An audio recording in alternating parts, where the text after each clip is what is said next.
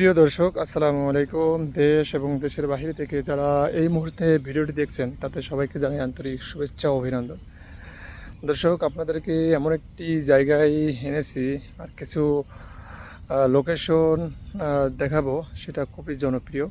সেটা হলো কুষ্টিয়া প্লাস পাবনার মাঝামাঝি সেই হার্ডিং ব্রিজ, যেটি 100 বছরের পুরাতন। আর সাইডে আছে বাংলাদেশের তৃতীয় সর্ববৃহত্তম সেতু, সেখানে আপনাদেরকে দেখাবো। এটাই সেই হার্ডিং ব্রিজ, যেটি আপনার সেই ব্রিটিশ আমলে তো এটা তৈরি করেছে। এখনও সুন্দরভাবে অক্ষত অবস্থায় আছে। কত সুন্দর!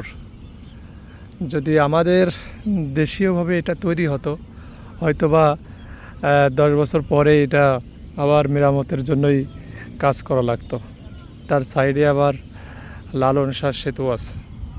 এছাড়াও আছে সেই রূপপুর পারমাণবিক বিদ্যুৎ কেন্দ্র। এই 4টা খাম্বের ভিতর কি মূলত জানা আছে? এর ভিতর যে ঠান্ডা করার জন্য নাকি এখানে এইগুলো ব্যবস্থা করা হয়েছে। হ্যাঁ, এখানে হাজার হাজার মানুষও ঘুরতে আসে।